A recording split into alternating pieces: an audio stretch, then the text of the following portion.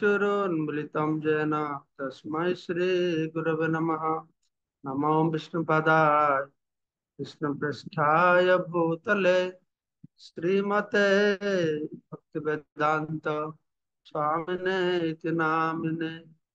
नमस्ते सारस्वती देवे गौरवाणी प्रचारिणे निर्विशेष शून्यवादी पाश्चात्य देशतारिणे वंशाकल्पतरुभ्यश्च पाण्डुभ्येव च पतितानां पावनेभ्यो वैष्णवेभ्यो नमो नमः। आजानुलंबित भुजौ कनकावदातौ संकीर्तनैतरौ कमलायताक्षौ विश्वधरपालौ वन्दे जगद्गुरुं करुणावतारौ चिरददतनिर्मुक्तभीतं स्वप्रेमामृतम् आपामरजविदतारं गौरकृष्णजनप्रियतमहं प्रपद्ये। आनलीलामय विग्रहाय हेमावदिव्य छवि सुंदराय तस्मै महाप्रेम रस प्रदाय चैतन्य चंद्राय नमो नमः। जय श्री कृष्ण चैतन्य प्रभु नित्यानंद श्री अद्वैत गदाधर शिवासादि श्री गौर भक्त वृंद। हरे कृष्णा कृष्ण कृष्णा हरे हरे, हरे राम राम राम हरे हरे। मुखम करोति बादलं पंगुलं वैतगिरि तत्कृपातमहं वन्दे परमानंद माधवम श्री चैतन्य स्वरूप। আচ্ছা, আজকে বলো আমাকে কত নম্বর শ্লোক কোথায় ছেড়েছিলাম? 28 নম্বর মহারাজ। তার তাৎপর্য মাঝে ছিল না না? হ্যাঁ, 28 128। 128 128। প্রণব সে মহাবাক্য বেদের নিদান ঈশ্বর স্বরূপ প্রণব ও বিশ্বধাম। মানে এটা প্রথম থেকে শুরু হবে, তাই তো? হরে কৃষ্ণ মহারাজ, ধন্যবাদ প্রণাম। বলছি মহারাজ, ওই শ্লোকটা ওই বলছে মাঝখানে মায়াবাদীরা বলছে অনেক বৈদিক মন্ত্রকে মহাবাক্য বা মুখ্য বাক্য বৈদিক মন্ত্র বলে মনে করে, এখান থেকে হবে এরকম বললে হবে? ওই সেই প্যারাগ্রাফের প্রথম লাইনটা কারণে বলুন। উচ্চতে সর্বলোক সর্বলোক নায়ক উ কারণে উচ্চতে রাধা আর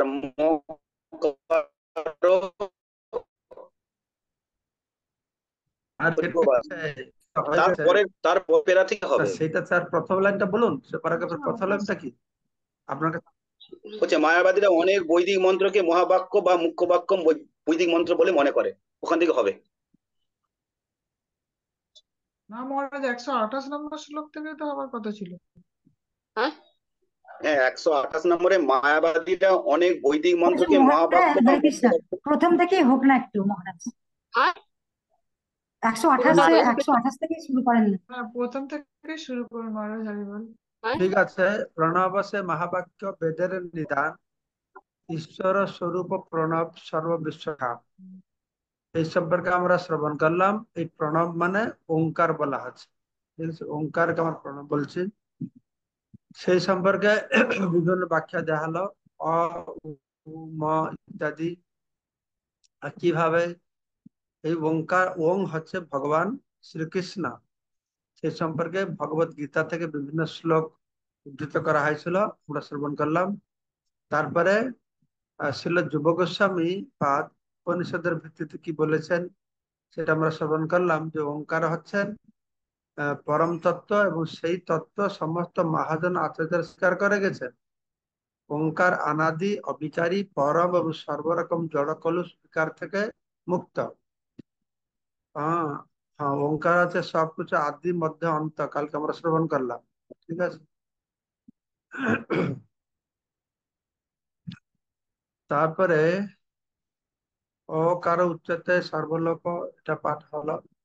মায়াবাদীরা অনেক বৈদিক মন্ত্রকে এই পর্যন্ত এইখান থেকে আমরা শুনবো। এখানে ব্যাপার হচ্ছে ওঙ্কারের যে মহাবাক্য ওঙ্কার বৈষ্ণব আচার্যরা গ্রহণ করছেন, তো সেই ওঙ্কার যে কৃষ্ণ, সেটা আমার গীতা থেকে বুঝিয়েছেন। মায়াবাদীরা কি বলছে প্রশ্ন, ঠিক আছে? মায়াবাদীরা অনেক বৈদিক মন্ত্রকে মহাবাক্য বা মুখ্য বৈদিক মন্ত্র বলে মনে করে। ওরা ওটাকে মুখ্য বৈদিক মন্ত্র মহাবাক্য বলে কেন? না, ওরা যেটা উপস্থাপনা করতে চায় যে ভগবান আর জীবের মধ্যে কোনো পার্থক্য নেই, এই শ্লোকগুলিতে সেই রকমের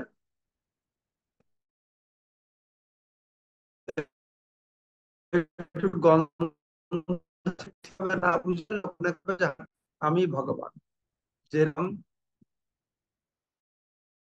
উপনিষদ থেকে উদ্ধৃত করা হয়েছে, তৎ, যেখানে তৎ মানে ব্রহ্ম, তোম মানে তুমি, অসি মানে হও। তো তারা এই শ্লোকটা বুঝিয়ে বলছে তত্ত্বমসি, তুমি সেই হও। ঠিক আছে, কিন্তু তাদের জন্য সুবিধা আছে। ইদম সর্বম যদ অয়ম আত্মা, এই একটা বলছে। ইদম সর্বম য অয়ম আত্মা, কিছু হচ্ছে ব্রহ্ম। ব্রহ্ম ইদম সর্বম, বৃহতারণ্যকে বলা হয়। সবকিছু ব্রহ্ম। আত্ম এ আত্মৈবেদম সর্বম, এবং ন ইহ নানা কিঞ্চন, এই সমস্ত বাক্যগুলিকে মহাবাক্য বলে বলা একটি বিশেষ প্রভাব। মহাবাক্য 1, 2, 3, 4, এই 4টা মহাবাক্য তারা বলে। কিন্তু বৈষ্ণব আচার্য বলছেন না, ওঙ্কারই একমাত্র মহাবাক্য, এগুলো মহাবাক্য নয়। এখানে বিরাট একটা ডিফারেন্স দেখুন। মায়াবেদীরা উপনিষদ থেকে এই 4টাকে মহাবাক্য বলছে, কিন্তু গীতা এবং আচার্যদের মত অনুসারে ওঙ্কারই মহাবাক্য। ওঙ্কারই ভগবানকে প্রতিনিধিত্ব করছে। ওঙ্কার থেকে সবকিছু সৃষ্টি হয়েছে। আদিতে মধ্যে শেষে ওঙ্কারই রয়েছে। অন্যগুলো তো নর্মাল কথা বলা হয়েছে, তাই না? অন্যান্য যে সমস্ত মন্ত্রগুলিকে মায়াবাদীরা মহাবাক্য বলে গ্রহণ করে, সেগুলি কেবল প্রাসঙ্গিক, সেগুলিকে মহাবাক্য বা মহামন্ত্র বলে গ্রহণ করা যায় না। তত্ত্বমসি বাক্যটি প্রাদেশিক মাত্র। এটা একটা মানে সবকে নিয়ে কথা বলা হচ্ছে না, একটা বিশেষ কিছু সম্পর্কে বলা হয় তত্ত্বমসি, সার্বিক কথা বলা হয় না তত্ত্বমসি। এটা প্রাদেশিক বলা আছে, কেননা তার দ্বারা যা উপদিষ্ট হয় তা কেবল বেদের আংশিক উপলব্ধি করছে। এই আংশিক উপলব্ধিকে বলেছে প্রাদেশিক, এটা সার্বিক উপলব্ধি না। কিন্তু ওঙ্কারে সমস্ত বৈদিক জ্ঞান নিহিত রয়েছে। তাই অপ্রাকৃত শব্দ ওঙ্কার হচ্ছে মহাবাক্য। সুতরাং প্রণব ছাড়া আর কোনো মহাবাক্য হতে পারে না। প্রথমে এটাকে কেটে দেওয়া হলো, যার ভিত্তিতে তারা নিরাকারবাদ হোক বা অদ্বৈতবাদ হোক কে তারা প্রচার করছে। এখানে মহাপ্রভু এই গোড়া থেকে সেটাকে খণ্ডন করলেন। তোমাদের মহাবাক্যটা মহাবাক্য নয়, প্রণবটাই মহাবাক্য। প্রণব মানে ওঙ্কার, ঠিক আছে? শঙ্করাচার্যের অনুগামীরা ওঙ্কারকে বাদ দিয়ে যে সমস্ত বৈদিক মন্ত্রকে মহাবাক্য বলে মনে করছে, তার কোনটি মহাবাক্য নয়। তারা কেবল মন্তব্য করছে। শঙ্করাচার্য কিন্তু কখনো মহাবাক্য ওঙ্কার এর উচ্চারণ বা কীর্তনের ব্যাপারে কোন রকম জোর দেননি। শঙ্করাচার্য এই ওঙ্কার উপরে জোর দেননি। তিনি কেবল তত্ত্বমসিকেই মহাবাক্য বলে স্বীকার করেছেন। তত্ত্বমসি হতে কি হবে? তুমি সেই হও, তুমি ভগবান। এইটার উপর বেশি জোর দিয়েছে। জীবকে ভগবান বলে কল্পনা করে তিনি বেদান্ত সূত্রে সব কয়েকটি মন্ত্রে পদার্থ করে প্রমাণ করতে চেষ্টা করেছেন যে জীব ও পরমেশ্বর ভগবানের পৃথক কোনো অস্তিত্ব নেই। এই প্রভুপাদ কত সুন্দর সুন্দর সুস্পষ্ট বাক্য তৈরি করে এগুলিকে উপস্থাপনা করেছেন। এই সংক্রান্ত তো কি চাইছেন, যে জীব আর ভগবানের মধ্যে কোনো আলাদা অস্তিত্ব নেই। জীব আলাদা, জীব ভগবান আলাদা কিছু এক। আমরা বলছি আলাদা অস্তিত্ব নাই, কিন্তু আমরা কি বলছি, সূর্য কিরণ যেরকম, শক্তিমান, ওরা ওরা এই শক্তিটাকে মানে না, এই জন্য একটু খুব সূক্ষ্ম বিরোধিতা রয়েছে, কিন্তু সূক্ষ্ম বিরোধিতার মধ্যে একটা মহান পার্থক্য তারপরে সৃষ্টি হয়ে গেছে। তার এই প্রচেষ্টাকে দৈনিক রাজনীতিবিদের ভগবত গীতার মাধ্যমে অহিংস নীতি প্রমাণ করার প্রচেষ্টার মতো। এটা কেন প্রভুপাদ কি বললেন বুঝতে পারছি। আচ্ছা, তার এই প্রচেষ্টাকে জনৈক রাজনীতিবিদের ভগবত গীতার মাধ্যমে অহিংস নীতি প্রমাণ করার মতো প্রচেষ্টা, কিন্তু অসুরদের সংহারকারী, তাই শ্রীকৃষ্ণকে অহিংস বলে প্রমাণ করা শ্রীকৃষ্ণকে অস্বীকার করাই এই সামিল। তো কেউ কেউ রাজনৈতিক নেতারা বললে ভগবত গীতা আমাদের অহিংসা নীতি কে প্রতিষ্ঠা করতে চেষ্টা করে, কিন্তু অহিংসা উপর বললে কি হবে, যুদ্ধ করবে, অহিংসা করতে পারবে নাকি? তো তাই শ্রীকৃষ্ণকে অহিংস বলে প্রমাণ করা শ্রীকৃষ্ণকে অস্বীকার করে। কৃষ্ণকে শ্রীকৃষ্ণ অসুরদের সংহারকারী, তো অসুরদের সংহারকারী, সংহার করতেই হবে। তো প্রভুপাদ বলেন তাই কৃষ্ণকে অহিংস বলে প্রমাণ করা কৃষ্ণকে অস্বীকার করা এই সামিল। তাহলে কৃষ্ণ অহিংসা নয়, দরকার পড়ে হিংসা করতে হবে, এটাই কথা হবে। তো ভগবত গীতার এই ধরনের বিশ্লেষণ যেমন অযৌক্তিক, তেমন এই শঙ্করাচার্যের বেদান্ত সূত্রের ব্যাখ্যা সম্পূর্ণ অযৌক্তিক, এবং কোন প্রকৃতিস্থ বিচার বুদ্ধি সম্পন্ন মানুষ তা গ্রহণ করবে না। হ্যাঁ, এই যে যুক্তিটা দৃষ্টান্ত প্রভুপাদ দেখালেন, তো সেই রকম কি রকম সেই রকম এটা আমি বুঝতে পারছি না। তাই প্রভুপাদ এই দৃষ্টান্তে বলছেন যে কৃষ্ণ যুদ্ধ করেছেন, যুদ্ধ করতে অর্জুনকে উৎসাহিত করছেন, তো কৃষ্ণকে অহিংস বলে প্রতিষ্ঠা করা একটা অপচেষ্টা। সেখানে ক্রোধ আছে, হিংসা আছে, হত্যা আছে। আচ্ছা, সেই রকম প্রতিষ্ঠা না করে ওটা আজ ইট ইজ করা হোক যে হিংসা ক্রোধ এর প্রয়োজন আছে, এটাই। তো যাই হোক, বর্তমানে কেবল তথাকথিত বৈদান্তিকেরাই বেদান্ত সূত্রের কদর্থ করছে না, তাছাড়া এক ধরনের অবিবেকী লোকেরাও, যারা এত অধপতিত যে তারা প্রচার করছে সন্ন্যাসীরা মাছ মাংস ডিম আদি অখাদ্য ভক্ষণ করতে পারে, তারাও বেদান্ত সূত্রের কদর্থ করছে। আমরা দেখছি আমাদের সমাজে অনেক সংস্থা আছে, তারা বেদান্তকে অনুশীলন করে, যে শঙ্করাচার্যের অনুগামী আমরা হই, যে বেদান্ত অনুশীলন করি। শঙ্করাচার্য কি মাছ মাংস ডিম খেয়েছিল? না, কিন্তু এদিকে বেদান্তি বলে ঘোষণা করছে, আর এদিকে শঙ্করের অনুগামী বলে ঘোষণা করছে।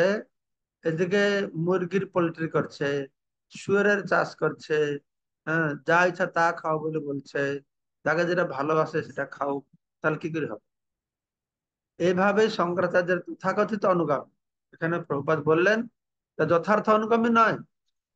যারা যথার্থ অনুগামী তাদের কি সমস্যাটা বলেছেন, আর যারা তথাকথিত অনুগামী তাদের কথা বলছেন।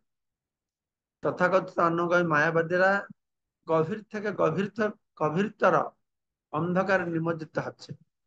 এই ধরনের অধপতিত মানুষেরা কিভাবে সমস্ত বেদে সারাতিসার বেদান্ত সূত্রের ব্যাখ্যা করবে?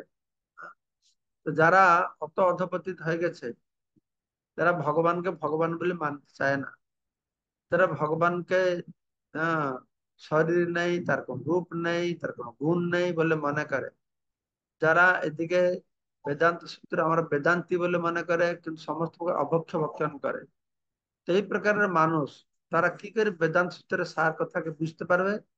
কি করে তারা ব্যাখ্যা করতে পারবে? আর আমরাও সে কথা শুনলে কি করে বুঝবো? অবশ্যই আমার পথে কামে। এটা হলো কথা।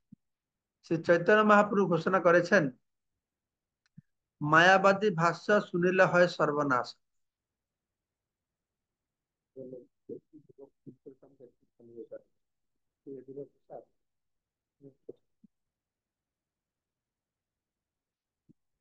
চৈতন্য মহাপ্রভু ঘোষণা করেছেন মায়াবাদ শুনলে সর্বনাশ। ভগবত গীতায় বর্ণনা করা হয়েছে বেদৈশ্য সর্বের অহমবেদ্য, সমস্ত বেদের উদ্দেশ্য হচ্ছে শ্রীকৃষ্ণকে জানা। কিন্তু মায়াবাদ দর্শন সকলকে কৃষ্ণকে থেকে বিমুখ করছে। তাই এই অধঃপতন থেকে সমস্ত জগৎকে উদ্ধার করার জন্য কৃষ্ণ ভাবামৃত আন্দোলনের প্রচারের প্রবল প্রয়োজনীয়তা দেখা দিয়েছে। প্রতিটি প্রকৃতিস্থ ও বুদ্ধিমান মানুষের কর্তব্য হচ্ছে মায়াবাদ দর্শন বর্জন করে বৈষ্ণব আচার্যদের ভাষ্য হৃদয়ঙ্গম করার চেষ্টা করা। বেদের যথার্থ অর্থ হৃদয়ঙ্গম করার চেষ্টায় ভগবত গীতা যথার্থ পাঠ করা উচিত। ভগবত গীতা পাঠ করলে ভাগবত বুঝতে পারবে, ভাগবত বুঝতে পারলে বেদান্ত বুঝতে পারবে, বেদান্ত বুঝতে পারলে বেদ বুঝতে পারবে। কেন এটা তার সার কথা বলা হয়েছে। তো কালকে আমরা শ্রবণ করব সর্বাশ্রয় ঈশ্বরের করি প্রণব উদ্দেশ্য তত্ত্বমসি বাক্য হয় বেদের একদেশ, যেটা কি এখানে তাৎপর্য প্রপাত বললেন।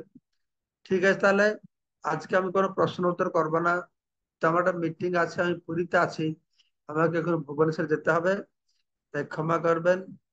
যা প্রশ্ন আছে যদি কালকে যদি ক্লাস হয়, জানি না এখন কি হবে। আগামী কালকে থেকে তো আমার বিদেশ যাওয়ার আছে। তো সমস্যা আছে, বিদেশের টাইম টেবিল ভারতের টাইম টেবিলটা আলাদা। আমি কতটা অ্যাডজাস্ট করে করতে পারবো সেটা দেখতে হবে।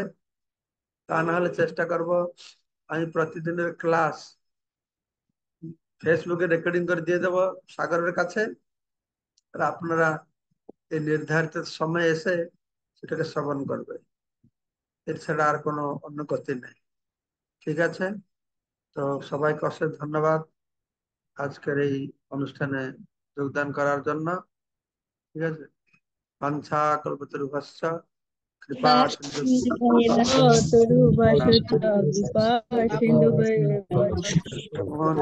পাবনভ্যো বৈষ্ণবায় নমঃ। প্রণাম মহারাজ।